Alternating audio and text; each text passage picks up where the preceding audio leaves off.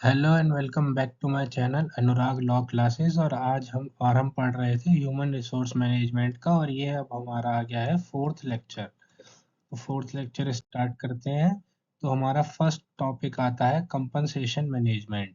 तो compensation management जो होता है ये इन्वॉल्व करता है कि कंपनसेशन को कैसे डिज़ाइन किया जाएगा, उनके उसमें जो स्ट्रेटजीज होंगी उनको कैसे इम्प्लीमेंट किया जाएगा ताकि रिवॉर्ड कर सकें हम एम्प्लॉयज़ को, जो कि एम्प्लॉयज़ ने कंट्रीब्यूशन दिया है उसके अकॉर्डिंग उन्हें रिवॉर्ड कर सकें हम।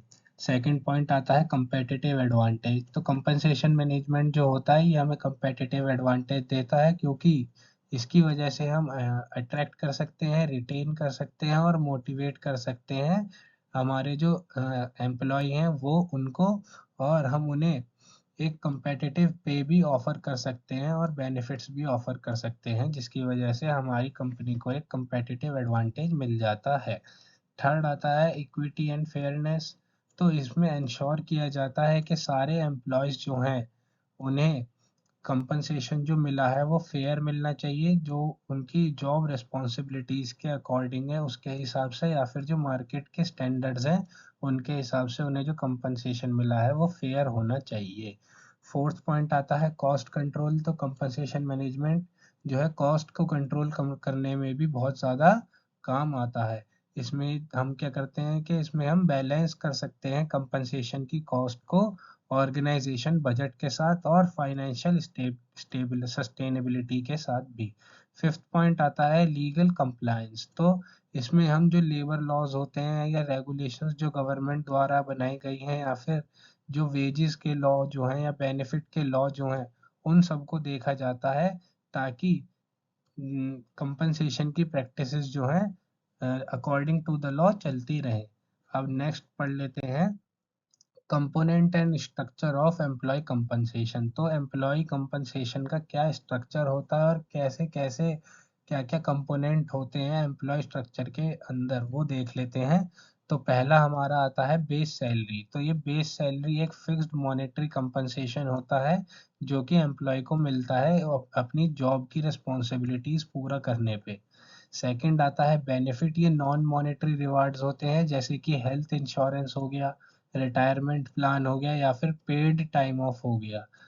थर्ड आता है इंसेंटिव। तो ये वेरिएबल होते हैं जो कि पे करे जाते हैं इंडिविजुअल की, टीम की या ऑर्गेनाइजेशन की परफॉर्मेंस को देख के ये इंसेंटिव्स जो हैं दिए जाते हैं। अब फोर्थ आता है प्री रिक्विजिट यानी कि पर्क्स। तो इसमें ये जो होते हैं ये एक एडिशनल बेनिफिट होते हैं, जैसे कि कंपनी जो है कार प्रोवाइड कर रही है, मेंबरशिप प्रोवाइड करती है, या फिर हाउसिंग अलाउंस जो कंपनी प्रोवाइड करती है, इन्हें ये पर्क्स के अंदर आते हैं।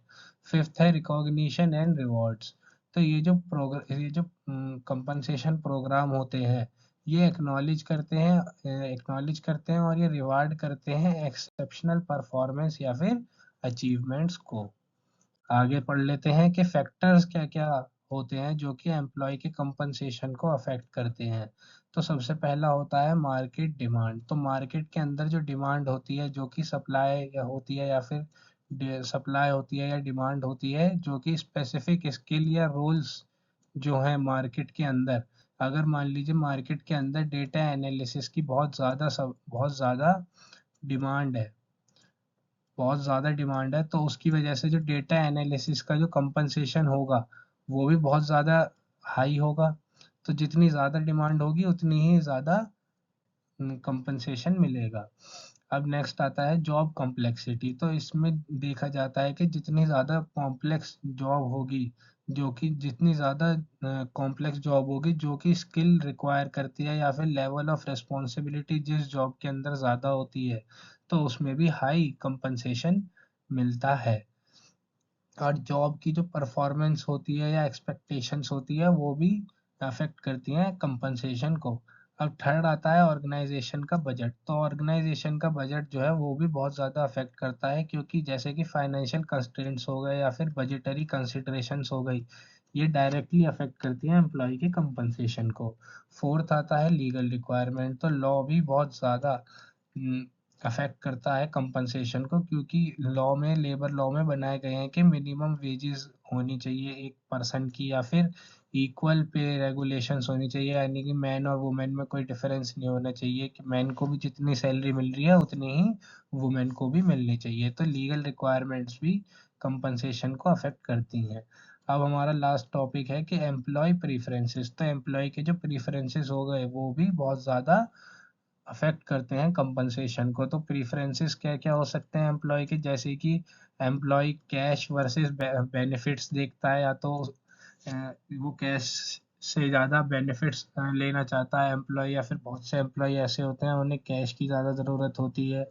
और सेकंड आता है वर्क लाइफ बैलेंस कंसिडरेशन। तो वर्क लाइफ बैलेंस भी देखी जाती है और करियर डेवलपमेंट की अपॉर्चुनिटीज़ भी देखी जाती हैं एम्प्लॉय प्रेफरेंसेस में। आगे देखते हैं एम्प्लॉय इनिशिएटिव्स स्कीम। तो एम्प्लॉय इनिशिएटिव स्कीम का पर्पस देख लेते हैं। तो ये मोटिवेट करता है एम्प्लॉय को ताकि वो अचीव कर सके अपने परफॉर्मेंस टारगेट को और ऑर्गेनाइजेशन गोल को। तो ये इसमें बोनस इंक्लूड होते हैं, कमीशन इंक्लूड होता है, प्रॉफिट शेयरिंग इंक्लूड होती है, स्टॉक ऑप्शन भी इसमें आते हैं और परफॉर्मेंस बेस्ड रिवार्ड भी इसी में आते हैं।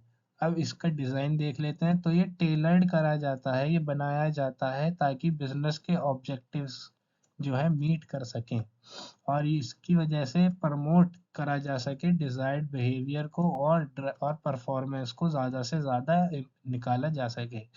अब फोर्थ पॉइंट आता है कम्युनिकेशन। तो कम्युनिकेशन में क्लियर कम्युनिकेशन होना चाहिए इंसेंटिव क्राइटेरिया के बारे में, और गोल्स और रिवार्ड्स क्या हैं जो कि ट्रांसपेरेंसी और मोटिवेशन लाते हैं ऑर्गेनाइजेशन के अंदर, वो भी वो कम्युनिकेशन के अंदर होना चाहिए।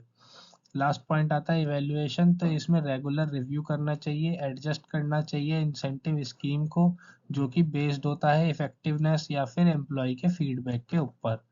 नेक्स्ट आते हैं कि इसमें रिसेंट ट्रेंड देख लेते हैं कंपनसेशन मैनेजमेंट के ऊपर। तो कंपनसेशन मैनेजमेंट में फैला है फ्लेक्सिबल कंपनसेशन पैकेजेस। तो इसमें ऑफर करी जाती है चॉइस, बेनिफिट्स के अंदर एक चॉइस जो है ऑफर करी जाती है कि एम्प्लॉय जो है नीड के हिसाब से भी उसे चूज कर सकता है या फिर अपनी प्रेफरेंस के हिसाब से भी उसे चूज कर सकता है। सेकंड आता है टोटल रिवार्ड अप्रोच। तो इसमें इंटीग्रेट करा जाता है मॉनेटरी या फिर नॉन मॉनेटरी रिवार्ड्स को। इसमें मॉनेटरी या नॉन मॉनेटरी रिवार्ड्स मिलते हैं ताकि एनहेंस करी जा सके एम्प्लॉय की वैल्यू को। नेक्स्ट आता है प्रे पे ट्रांसपेरेंसी। तो इसमें कम्युनिकेट किया जाता है ओपनली कि उनकी पे क्या होगी, एम्प्लॉयज की पे क्या होगी, और इसकी वजह से ट्रांसपेरेंसी बढ़ती है और कंपनसेशन के डिसीजंस में भी कंपनसेशन के जो डिसीजन होते हैं वो भी रैशनली लिए जाते हैं। नेक्स्ट आता है पर्सनलाइज्ड बेनिफिट। तो इसमें कस्टमाइज कर दिए जाते हैं बेनिफिट पैकेजेस को जो कि सपोर्ट करता है इंडिविजुअल की वेलनेस को, फाइनेंशियल प्लानिंग को और वर्क लाइफ बैलेंस को। लास्ट पॉइंट आता है इम्पैक्ट ऑफ रिमोट वर्क। तो इम्पैक्ट ऑफ रिमोट वर्क ये आजकल रिसेंट ट्रेंड हो गया है कंपनसेशन मैनेजमेंट में। इसमें अडेप्ट करा जाता है कंपनसेशन की प्रैक्टिस जो कि सपोर्ट करती है रिमोट वर्क अरेंजमेंट को या फिर वर्चुअल वर्कफोर्स डायनेमिक्स को। नेक्स्ट देखते हैं कि एम्प्लॉय रिलेशन और इंडस्ट्रियल रिलेशंस के बारे में। अब इसमें फोकस देखते हैं। तो इसमें मैनेज किया जाता है रिलेशनशिप जो कि एम्प्लॉयज या फिर एम्प्लॉयर्स के बीच में होती है ताकि प्रमोट किया जा सके पॉजिटिव वर्क एनवायरनमेंट को। सेकंड है कम्युनिकेशन। तो इसमें फैसिलिटेट किया जाता है ओपन कम्युनिकेशन चैनल्स को ताकि रिजॉल्व किए जा सके कन्फ्लिक्ट्स को या फिर कोई ग्रीवियंस है उन्हें इफेक्टिवली सॉल्व किया जा सके। नेक्स्ट आता है एम्प्लॉय एंगेजमेंट। तो इसमें प्रमोशन दिया जाता है, प्रमोट किया जाता है एम्प्लॉय की सेटिस्फेक्शन को, एम्प्लॉय के मोटिवेशन को या फिर उसकी कमिटमेंट को जो कि ऑर्गेनाइजेशन गोल से अलाइन होते हैं। फोर्थ पॉइंट आता है पॉलिसी इम्प्लीमेंटेशन। तो इसमें इंश्योर किया जाता है कि फेयर और कंसिस्टेंट एप्लीकेशन रहे पॉलिसीज और प्रोसीजर का पूरे ऑर्गेनाइजेशन के अंदर। फिफ्थ पॉइंट आता है लीगल कंप्लायंस। तो इसमें देखा जाता है कि लेबर लॉ द्वारा जो भी लेबर लॉ को कंप्लाई किया जा रहा है या नहीं, या फिर जो रेगुलेशंस बनाई गई हैं वो रेगुलर वो फॉलो करी जा रही है या नहीं, तो ये एम्प्लॉयमेंट कॉन्ट्रैक्ट के द्वारा एम्प्लॉय इंटरेक्शंस को देखा जा सकता है। अगर आप मेरी वीडियो यहाँ तक देख रहे हैं तो आपका बहुत बहुत धन्यवाद। चैनल को सब्सक्राइब कीजिए, वीडियो को लाइक कीजिए। Thank you. तो हमारा लास्ट टॉपिक आ गया है। अब लास्ट टॉपिक है कि इंडस्ट्रियल रिलेशंस क्या होते हैं। तो इंडस्ट्रियल रिलेशंस होते हैं जो कि एम्प्लॉयर और एम्प्लॉयज़ के बीच में बनाए जाते हैं या फिर ट्रेड यूनियंस के द्वारा बनाए जाते हैं इंडस्ट्रियल या फिर सेक्टरल लेवल पे। इसमें सेकंड पॉइंट आता है नेगोशिएशन। तो इसमें इन्वॉल्व करा जाता है कलेक्टिव बार्गेन या फिर वेजेस को बार्गेन करे जाते हैं। इसमें वेजेस के ऊपर या फिर वर्क कंडीशन के ऊपर भी बार्गेन किया जाता है या फिर एम्प्लॉयमेंट टर्म्स को भी बार्गेन किया जाता है। थर्ड पॉइंट आता है डिस्प्यूट रेजोल्यूशन। तो ये हैंडल करता है सारे कन्फ्लिक्ट को, स्ट्राइक्स को या फिर ग्रीवियंसेस को, जो कि नेगोशिएशन द्वारा, मीडिएशन द्वारा या फिर आर्बिट्रेशन द्वारा सॉल्व किए जाते हैं। फोर्थ पॉइंट आता है लेबर लॉज। तो ये कंप्लाई करता है जो कि लॉ लॉ जो गवर्न करते हैं लेबर के राइट को या फिर यूनियन को, स्ट्राइक को या फिर इंडस्ट्रियल डिस्प्यूट को।